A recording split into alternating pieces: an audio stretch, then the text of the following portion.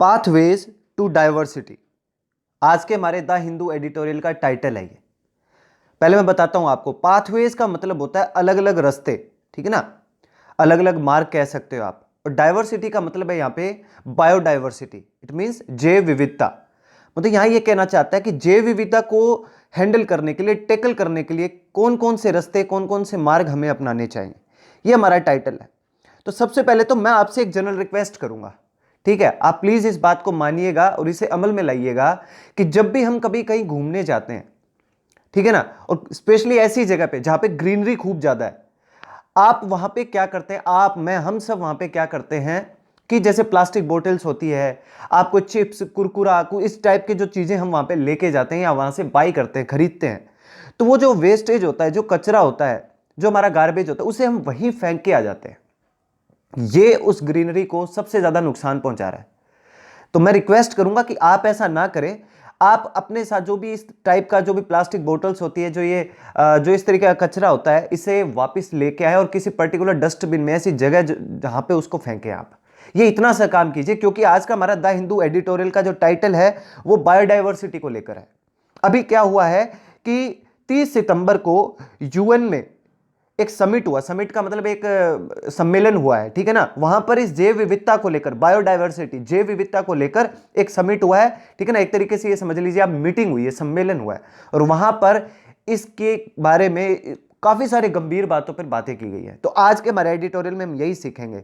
तो नोटबुक और पेन अपने साथ रखो, मीनिंग्स नोट डाउन करते चले जाओ। काफी अच्छे अच्छे इसमें वर्ड्स आए और 3 से 4 इसमें ग्रामेटिकल एस्पेक्ट्स हैं, जो भी मैं आपको बताऊंगा।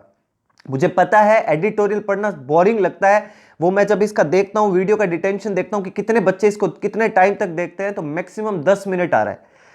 तो बेटा मैं आपको एक रिक्वेस्ट करूंगा कि टाइम नहीं है तो इसे स्किप कर दो, लेकिन आराम से, तसल्ली से आप जब इस एडिटोरियल को समझोगे तभी आपकी वोकैब इंप्रूव होगी, रीडिंग एबिलिटी बढ़ेगी, ठीक है ना, कॉम्प्रिहेंशन पार्ट आप अच्छे से कर पाओगे, क्लोज टेस्ट, PQRS, पैसेज, इस टाइप का किसी भी टाइप का कोई क्वेश्चन आएगा वो तभी आप क्लियर कर पाओगे जब आपकी रीडिंग एबिलिटी स्ट्रांग होगी। यकीन मानिए आप इस बात का।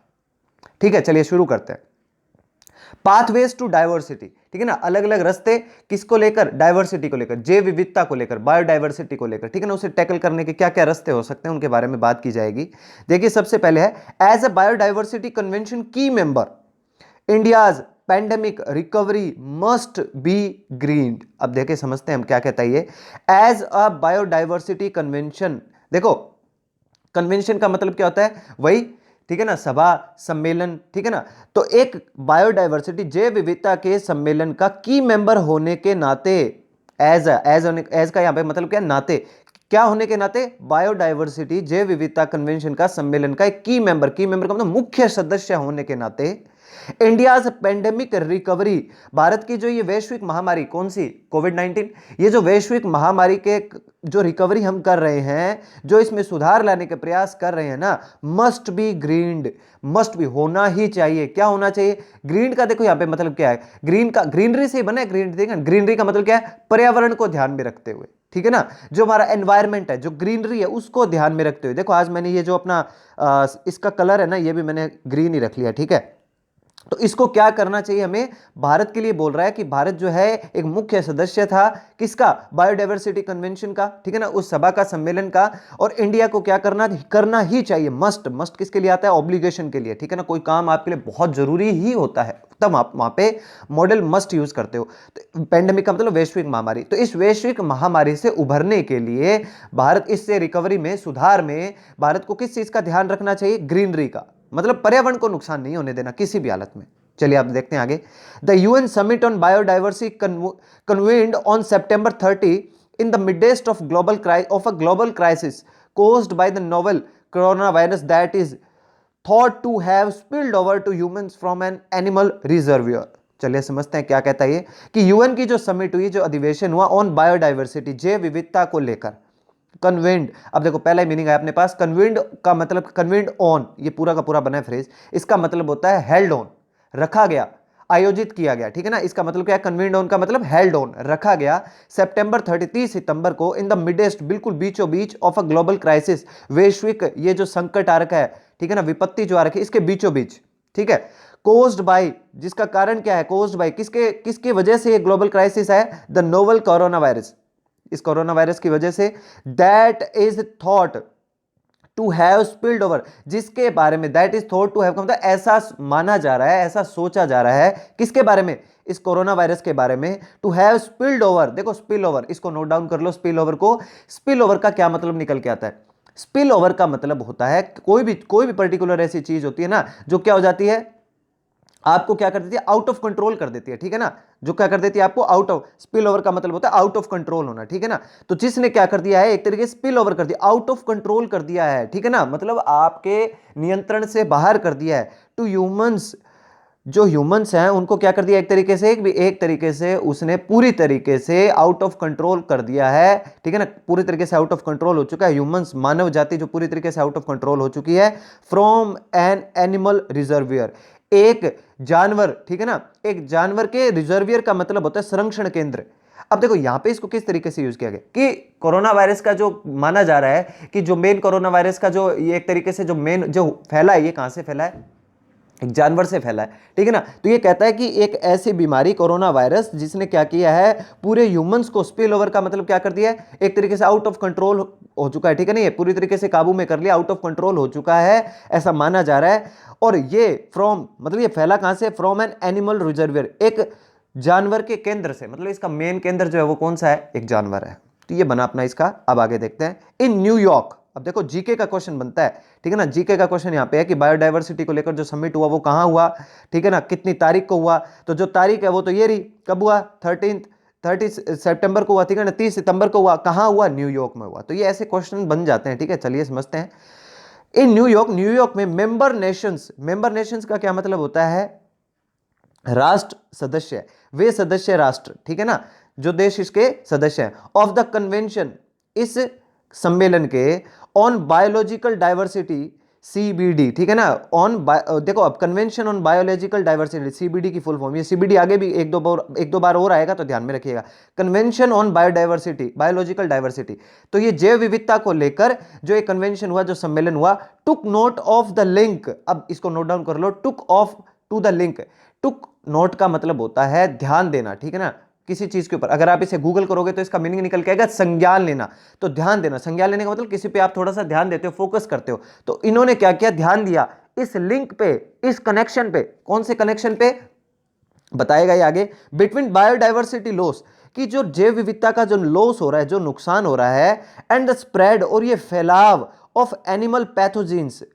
ये जानवरों के जो पैथोजेंस है, देखो पैथोजेंस का मतलब ये क्या है, यहां पे जानवरों के वायरस का फैलना, ठीक है ना, जीन्स, जानवरों के जीन्स से जो वायरस फैलता है, ठीक है, तो जानवरों से जो वायरस फैल रहा है इस पर, और बायोडायवर्सिटी का जो लॉस हो रहा है, इसके कनेक्शन पर, इसके लिंक पर, इसके कनेक्शन पर, इसके लिंक पर उन्होंने क्या दिया, टुक नोट का मतलब ध्यान दिया, संज्ञान लिया उन्होंने, कि ये जो फैल रहा है ना, इधर से कोरोना वायरस फैल रहा है, इधर से बायोडायवर्सिटी लॉस हो रही है, तो इनका कहीं आपस में कोई कनेक्शन तो नहीं है, कोई लिंक तो नहीं है, इन पे उन्होंने क्या दिया, टुक नोट का मतलब ध्यान दिया, ऐसे बन गया सेंटेंस। आगे सेंटेंस देखो, कोमा की ओर बन रहा है, calling for an end to destructive industrial and commercial practice. अब देखो कॉलिंग फॉर का क्या मतलब बन रहा है, कॉल फॉर का मतलब क्या होता है, कई बार आ चुका है ये, मांग करना, इस calling for an end to destructive, ये जो मीटिंग हुई ना, ये जो क्या, देखो सेंटेंस पूरा कोमा लग के पूरा बन रहा था ना, तो ये बात किसके बारे में कर रहा है, ये इस कन्वेंशन के बारे में तो बात कर रहा है, कि इस कन्वेंशन में कॉलिंग फॉर मांग की गई, किसके लिए, for an end to destructive industrial and commercial practices. अब इसने क्या कहा यहां पे कि इस मीटिंग में यह मांग की गई कि विनाशकारी औद्योगिक और व्यापारिक गतिविधियों को रोका जाए, खत्म किया जाए, समाप्त किया जाए। विनाशकारी औद्योगिक, विनाशकारी का मतलब डिस्ट्रक्टिव, विनाशकारी डिस्ट्रक्टिव, और इंडस्ट्रियल औद्योगिक, कमर्शियल व्यापारिक, प्रैक्टिसेस का मतलब जो गतिविधियां हैं, जो काम चल रहे हैं, इनको क्या किया जाए, एंड इनको रोका जाए, इनको समाप्त किया जाए, इन पे रोक लगाई जाए, इन विनाशकारी जो औद्योगिक गतिविधियां हैं, व्यापारिक जो गतिविधियां हैं, इन पर क्या किया जाए, रोक लगाई जाए, इन्हें खत्म किया जाए। ये कॉल फॉर का मतलब डिमांड करी गई, ठीक है। आगे देखते हैं, देयर इज कंसेंसस दैट, देखो कंसेंसस कई बार ये वर्ड आया हुआ है, कंसेंसस का मतलब होता है आम सहमति, तो देयर इज कंसेंसस दैट, ये एक आम सहमति थी। अब देखो मैं थी क्यों बोल रहा हूं, क्योंकि आपको पता है न्यूज़पेपर जो होता है वो प्रेजेंट टेंस पे ज्यादा रखता है, अब ये बात तो पहले हो चुकी है, लेकिन फिर भी ये प्रेजेंट की फॉर्म अप्लाई कर रहा है। प्रेजेंट की फॉर्म अप्लाई करने के पीछे जो रीजन है इसका वो ये है कि जो न्यूज़पेपर होते हैं ना, ये प्रेजेंट टेंस को ज्यादा फॉलो करते हैं, ठीक है ना, पास्ट की बात नहीं करते। तो देयर इज कंसेंसस दैट, ये एक आम सहमति थी, मैं इसको वोज मानकर चल रहा हूं, ठीक है ना, ये एक आम सहमति थी that conservation targets set a decade ago in Aichi Japan.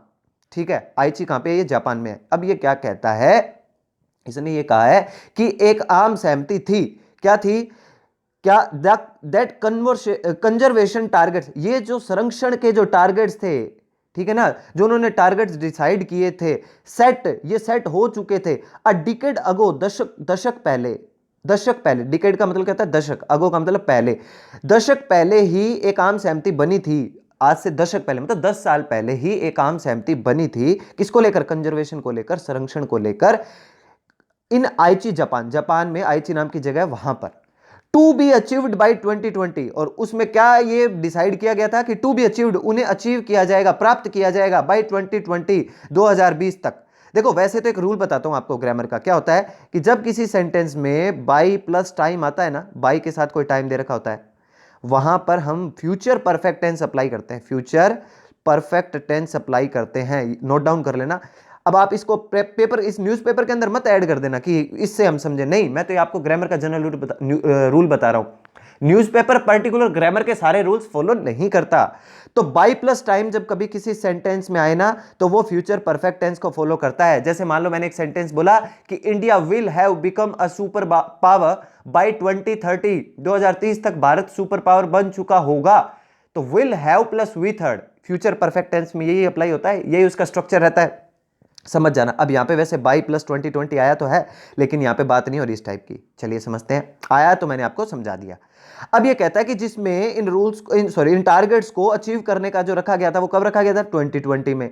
है स्पेक्टेक्युलरली फेल्ड, जो कि बहुत ही शानदार तरीके से, स्पेक्टेक्युलर तो बिल्कुल क्लियरली फेल हो गए। दिख ही रहा है 2020 ही चल रहा है, ठीक है ना। 2020 में इन्होंने क्या किया था? इनको अचीव करने का टारगेट रखा था, लेकिन ये क्या हुआ? स्पेक्टेक्युलरली का क्या मतलब होता है? बिल्कुल क्लियरली, बिल्कुल शानदार तरीके से, ठीक है ना। वैसे तो स्पेक्स, SPEC, ये मैं बताता हूं आपको, एक रूट वर्ड होता है, ये जहां आ जाता है ना वो देखने से रिलेटेड होता है। स्पेक, जैसे स्पेक्टेकल्स होते हैं, ठीक है ना, तो ये चश्मा होता है ना, उनके लिए आता है ना, स्पेक्टेकुलर होता है, ठीक है ना।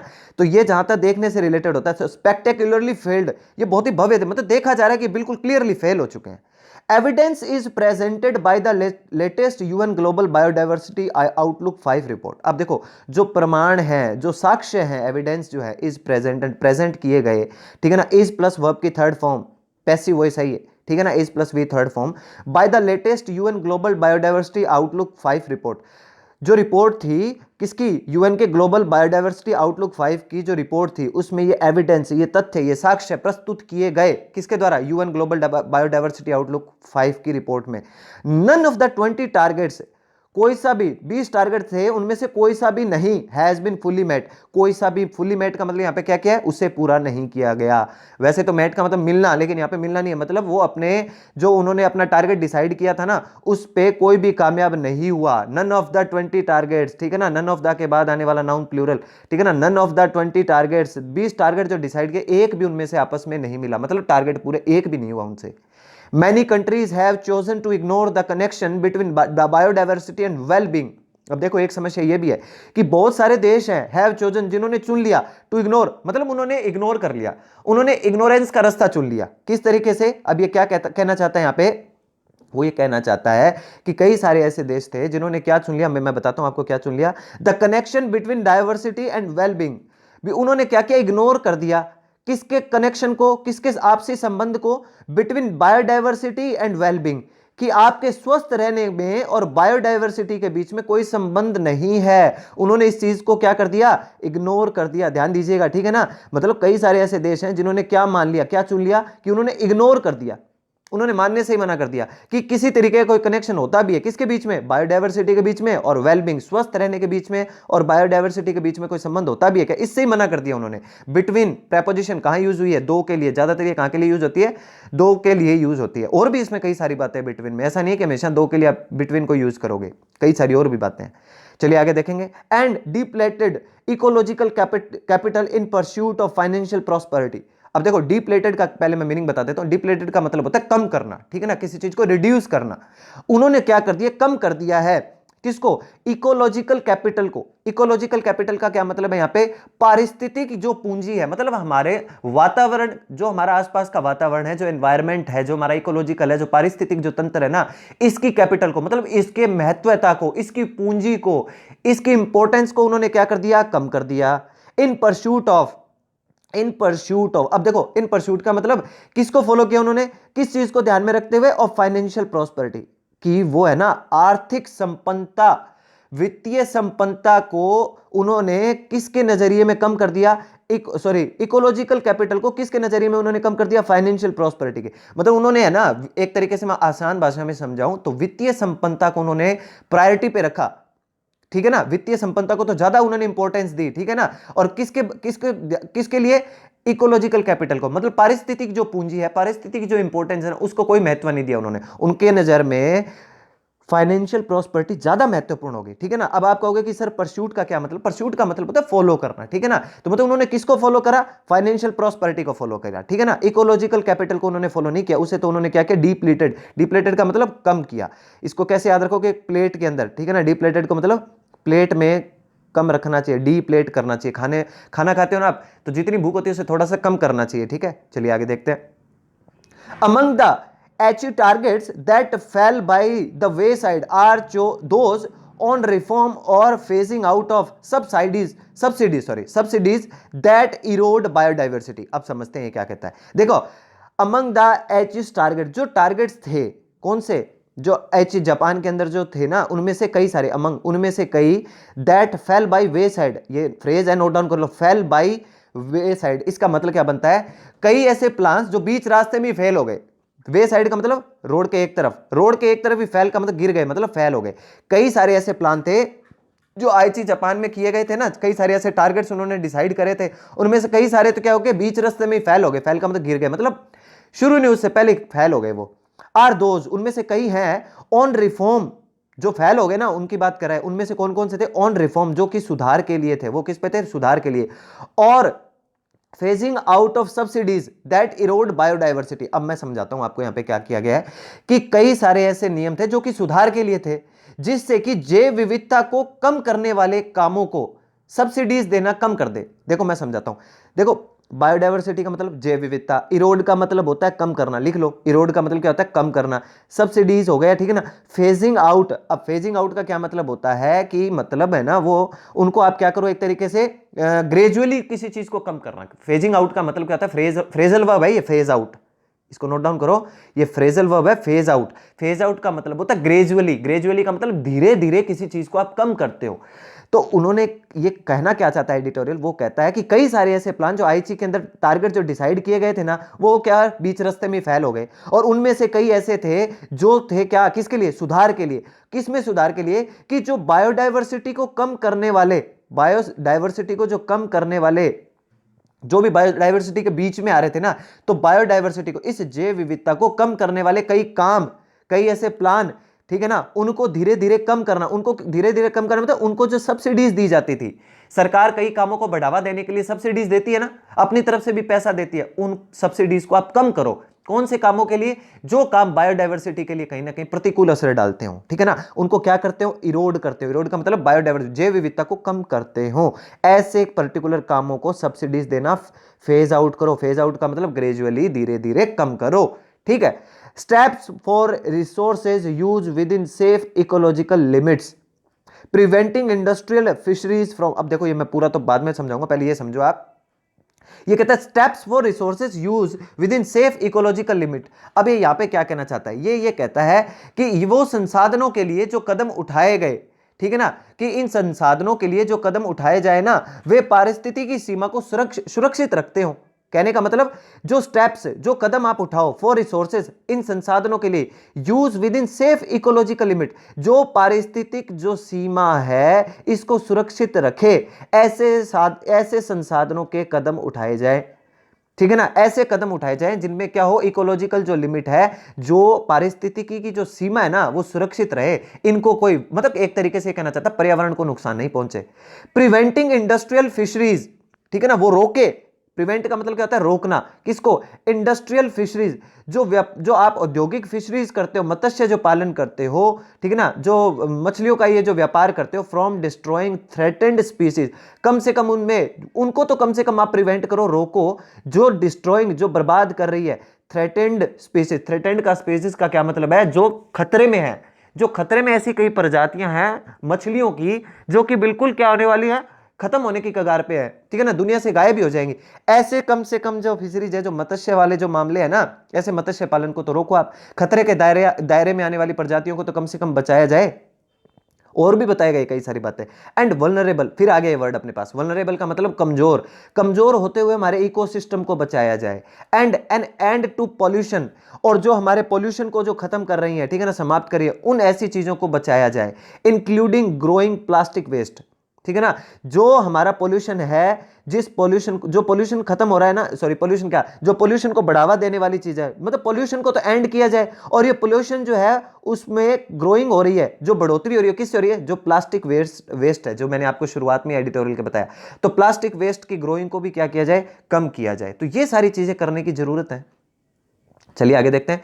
A bright spot is the, अब देखो, एक आशा की किरण तो है, कुछ एक तो अच्छी चीजें होती ही हैं, तो एक ब्राइट स्पॉट, एक अच्छा काम तो है, इज द पार्शियल प्रोग्रेस। अब देखो ये क्या कहना चाहता है यहाँ पे, पार्शियल प्रोग्रेस का यहाँ पे क्या मतलब है भी? हाँ, एक हद तक तो, एक हद तक जो है ना, एक अच्छी बात जो है वो क्या है? वो एक है प्रोग्रेस हो रही है, ठीक है ना, मेड ऑन, जो कि की गई है, ऑन प्रोटेक्टिंग सरफेस, बचाने के लिए, किसको? सरफेस को बचाने के लिए, एंड सब सरफेस। अब देखो सरफेस, सब सरफेस का क्या मतलब है यहाँ पे? सरफेस का मतलब जमीन के ऊपर, सब सरफेस का मतलब जमीन के नीचे, जमीन के ऊपर, जमीन के नीचे।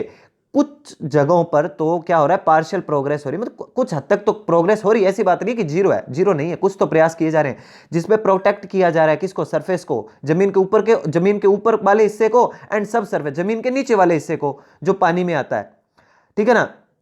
इनलैंड, जो जमीन के अंदर है, कोस्टल, जो किनारे पे है, मैरीन एरिया, जो किनारे के हैं, जो समुद्री जो एरिया होता है, मरीन एरिया जो होता है ना, समुद्री एरिया के बारे में बात करें, उन सबको बचाने का काम तो हो रहा है। ये एक आशा की किरण जरूर है, ये ब्राइट स्पॉट है, ये एक अच्छी बात है, ठीक है। चलिए आगे देखते हैं। But the losses appear even more stark from WWF's living planet index. अब देखो ये क्या कहता है कि जो लॉसेज, जो नुकसान है, अपीयर इवन, वो प्रतीत होते हैं। अपीयर एक स्टेटिव वर्ब होता है, ठीक है ना, नोट डाउन कर लेना, ये स्टेटिव वर्ब होता है। स्टेटिव वर्ब, डायनेमिक वर्ब क्या होता है क्या नहीं होता, तो मैंने एक वीडियो बनाया हुआ है, आप जाके देख सकते हो कि उसमें मैंने स्टेटिव वर्ब और डायनेमिक वर्ब का पूरा क्या फंडा होता है वो सारा का सारा समझाया हुआ है, तो देखना आप वो वीडियो जाके। इवन मोर स्टार्क, ये क्या है? बहुत ही ज्यादा नुकसान है। इवन मोर स्टार्क का मतलब बहुत ही ज्यादा, स्टार्क का क्या मतलब होता है? नुकसान है, ठीक है ना, ये बहुत ज्यादा नुकसान है। From WWF's living planet index, जो सूचकांक जारी किया है, किसने? WWF ने। अब ये WWF का मतलब क्या है? World wild fund, world wild fund, उनका जो एक सूचकांक है ना, उसमें तो ये नुकसान है ना और भी ज्यादा प्रतीत होता है। स्टार्क का मतलब ये जो उनका जो नुकसान है, ये बहुत कुछ ज्यादा ही क्लियर है, ठीक है ना, ये नुकसान बहुत ही ज्यादा क्लियर दिखाई देता है। विच पॉइंट्स टू, जिनमें क्या पॉइंट्स है? To precipitous declines. अब मीनिंग समझ लो, डिक्लाइन का मतलब ही कमी होता है, वैसे तो डिक्लाइन का मतलब क्या होता है? कमी, लेकिन प्रिसेप्शियस का क्या मतलब होता है? बहुत ज्यादा कमी, ठीक है ना, एक हद तक बहुत ही ज्यादा कमी हो गई, ठीक है ना, वो इशारा करता है, वो पॉइंट करता है हमारी तरफ कि बहुत ज्यादा कमी है इन वर्टिब्रेट पॉपुलेशन। वर्टिब्रेट का क्या मतलब होता है? अब देखो ये एक जानवरों की प्रजाति के बारे में बात की गई है कि किसकी पॉपुलेशन? जानवरों की जो प्रजातियां हैं, जो जातियां हैं ना, उनकी पॉपुलेशन, उनकी जनसंख्या। और कौन से वाले? जो वर्टिब्रेट है। वर्टिब्रेट का मतलब होता है जिनमें मेरुदंड होता है। मेरुदंड इट मींस जिनमें क्या होता है, एक तरीके से आपकी बैकबोन होती है, ठीक है ना, रीढ़ की हड्डी जिन जानवरों में होती है ना, उनके बारे में बात कर रहा है कि ऐसे जंतु जिनमें मेरुदंड है ना, उनकी तरफ इशारा करता है कि उनमें तो बहुत ही ज्यादा गिरावट देखी गई है, बहुत ही ज्यादा कमी देखी है, मतलब वो तो गायब ही हो रहे हैं।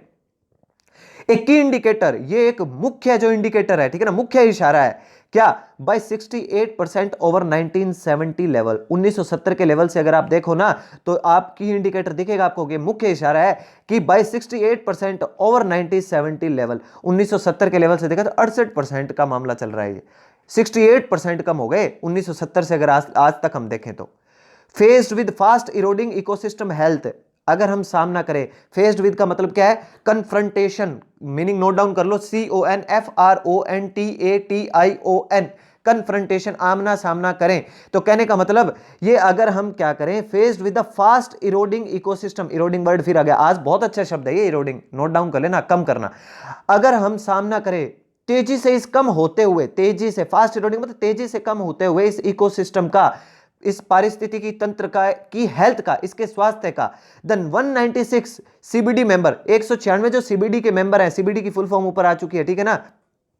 तो 196 जो सीबीडी के मेंबर कंट्रीज है, जो सदस्य राष्ट्र है ना, ये क्या करते हैं, मस्ट चार्ट अ ग्रीनर कोर्स। इनको क्या करना चाहिए, मस्ट का मतलब फिर वही बात, करना ही चाहिए, इन्हें क्या करना ही चाहिए, एक चार्ट तैयार करना चाहिए, एक ग्रीनर कोर्स है। ग्रीनर कोर्स का यहां पे क्या कहने का मतलब है, उन्हें क्या करना चाहिए, इन सीबीडी के मेंबर्स को पारिस्थितिकी तंत्र का सामना करते हुए, तेजी से जो कम हो रहा है ना पारिस्थितिकी तंत्र, इसका सामना करते हुए सीबीडी के मेंबर्स को एक चार्ट बनाना चाहिए, एक सूची तैयार करनी चाहिए। ग्रीनर कोर्स का मतलब एक, ग्रीनर का मतलब वही ग्रीनरी, ग्रीनरी को ध्यान में रखते हुए एक मार्ग, एक रास्ता तैयार करना चाहिए। कोर्स का मतलब यहां पे क्या, एक तरीके से एक वे, ठीक है ना, एक पर्सपेक्टिव उन्हें तैयार करना चाहिए, एक मुद्दा तैयार करना चाहिए, ठीक है ना। किसको ध्यान में रख के, ग्रीनरी को ध्यान में रख के।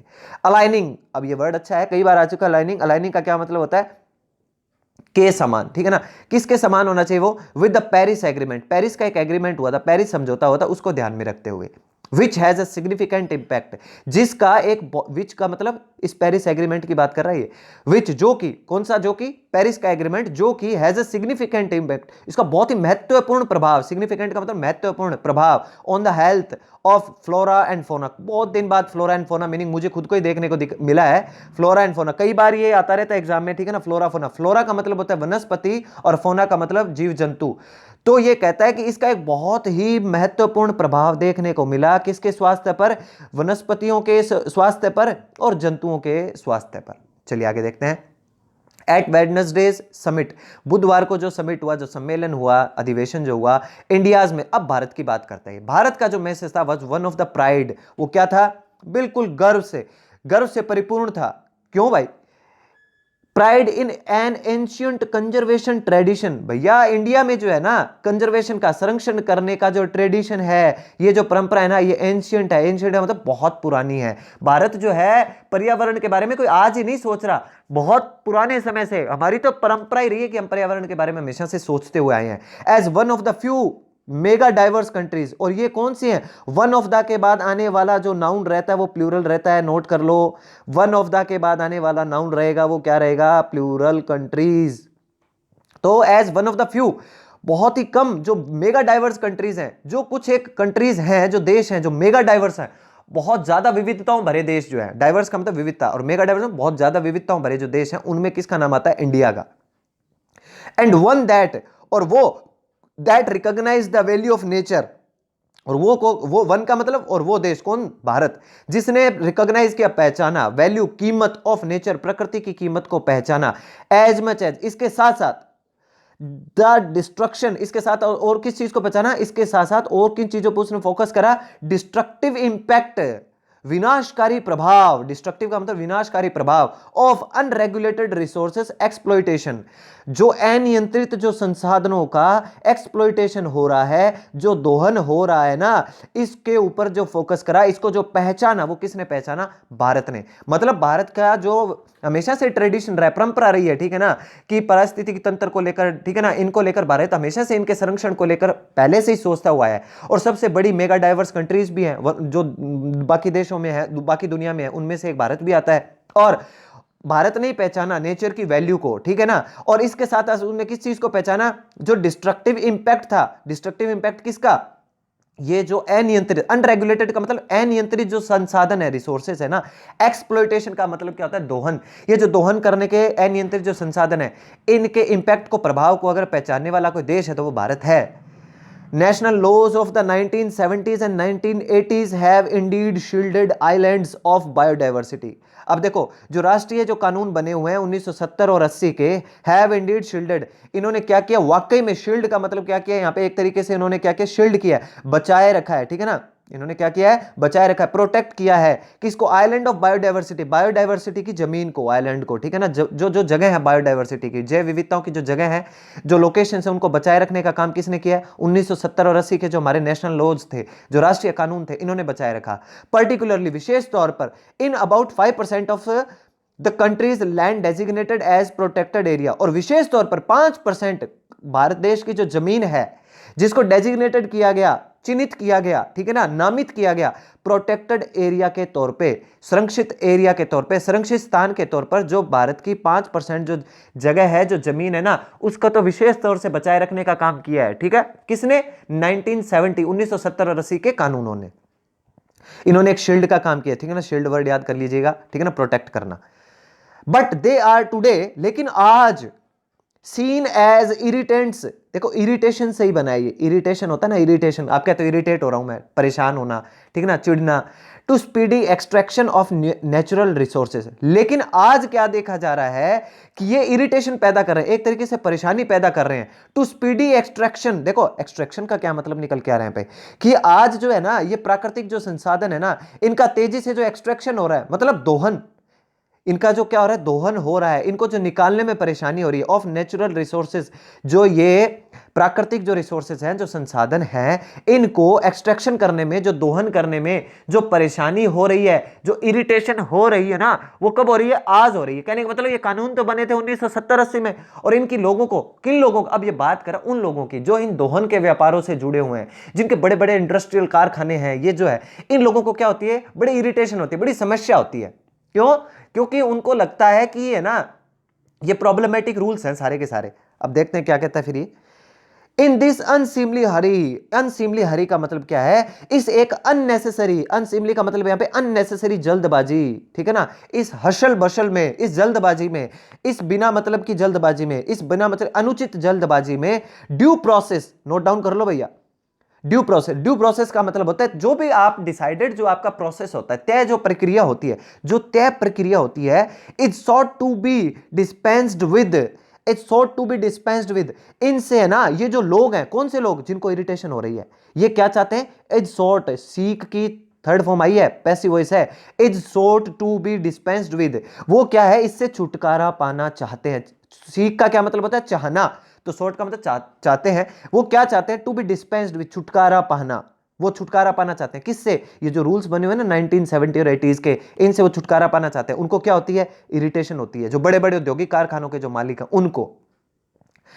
As envisaged by the new EIA norms, अब क्या है? एनवाइसेस्ड का मतलब क्या होता है? इनकी जो एक परिकल्पना की गई, गूगल पे इसका मीनिंग मुझे क्या मिला? एनवाइस का मतलब क्या होता है? इनकी परिकल्पना की गई, bye the new EIA norms, इनकी जो नई परिकल्पना की गई है, किसके द्वारा? EIA के जो नए नियम बने हैं ना, इन नियमों में एक परिकल्पना की गई है, नए नॉर्म्स, नए नियम बन रहे हैं, ठीक है ना, प्रोपोज्ड बाय, जिनको प्रोपोज्ड किया गया है, प्रोपोज्ड का मतलब प्रस्तावित किया गया है, बाय द NDA गवर्नमेंट, जो हमारी NDA गवर्नमेंट है, मतलब अब जो हमारी सरकार है, इसके द्वारा प्रस्तावित किए गए हैं। अब समझो आप ये क्या कह रहा है, हमारी जो अब वर्तमान जो सरकार है ना, इसने क्या किया? इन नियमों में बदलाव लाने की सोची है, न्यू EIA नॉर्म्स, नए नियम लाने का सोचा है। कौन से नियमों में? जो 1970-80 का जो नियम बने हुए थे। क्यों? सरकार ने देखा कि ये जो परेशानी हो रही है बड़े बड़े उद्योगों को, ठीक है ना, इनका दोहन करने में, ठीक है ना, किनका दोहन करने में, ये जो हमारे प्राकृतिक संसाधन है, इनका दोहन करने में जो मुसीबत हो रही है ना, इनमें हमारी सरकार क्या कर रही है? नए नियमों का प्रस्ताव लेके आई है, ठीक है ना, परिकल्पना की है उन्होंने। जबकि ये क्या है? दिस अनसीमली हरी, और ये है ना एक तरीके से नहीं होना चाहिए, ठीक है ना, इसको नहीं करना चाहिए। There is little concern, little, फिर आ गए, लिटिल के पीछे ना तो ए लगा ना दा लगा, मतलब बिल्कुल ना के बराबर, ठीक है ना, देयर इज लिटिल कंसर्न, बिल्कुल ना के बराबर। कंसर्न का मतलब ये बिल्कुल क्या है? एक तरीके से कंसर्न मतलब चिंता की विषय, मतलब चिंता है ही नहीं। देयर इज लिटिल कंसर्न मतलब उनको क्या नहीं है? कोई चिंता नहीं है, कोई गंभीर ही नहीं है। फॉर इंडाइजीनियस कम्युनिटीज, किनके लिए? फॉर इंडाइजीनियस कम्युनिटीज, नोट डाउन कर लो। इंडाइजीनियस कम्युनिटीज कौन सी होती हैं? जो हमारी स्वदेशी जो समुदाय है, हमारे कम्युनिटीज का मतलब जो हमारे समुदाय है, मतलब एक तरीके से किसके बारे में बात करें? जैसे आदिवासी भी शामिल है इसमें, कहीं ना कहीं इनर मीनिंग है ना, आदिवासियों का भी है इसमें, कि जो हमारे आदिवासी जो लोग हैं, ऐसे कई समुदाय जो स्वदेशी हैं, दैट हैव फोस्टर्ड, जिन्होंने पाला पोसा है, फोस्टर्ड का मतलब पालना पोसना, जिन्होंने पाला पोसा है बायोडाइवर्सिटी को, जैव विविधता को जिन्होंने पाला पोसा है, जिन्होंने बचा के रखा हुआ है एक तरीके से, ठीक है ना, जिन्होंने नुकसान नहीं होने दिया, ठीक है, जिन्होंने किसका नुकसान नहीं होने दिया, हमारी बायोडायवर्सिटी का। And no effort to make them strong, और कोई प्रयास नहीं किया जा रहा मेक देम स्ट्रॉन्ग, उन्हें मजबूत बनाने का, मजबूत पार्टनर्स, उनको मजबूत पार्टनर बनाने का, स्ट्रॉन्ग पार्टनर उनको बनाने का कोई प्रयास नहीं किया जा रहा। लिटिल कंसर्न, कोई ध्यान नहीं दे रहा उन पे, ठीक है ना, इन कम्युनिटीज पे। ये जो स्वदेशी, इंडाइजीनियस का मतलब स्वदेशी जो हमारे समुदाय, इन पे कोई, जिन्होंने पाला पोसा है बायोडायवर्सिटी को, और इनके लिए कोई प्रयास नहीं किया जा रहा इनको स्ट्रॉन्ग पार्टनर बनाने का। इन improving the health of forest, किसके सुधार के लिए, ठीक है ना, किसके सुधार की बात कर रहा है, द हेल्थ ऑफ फॉरेस्ट, जो हमारे जंगल हैं उनकी हेल्थ में, उनके स्वास्थ्य में सुधार के लिए। And buffer zones, buffer zones क्या होता है मैं बता देता हूं आपको।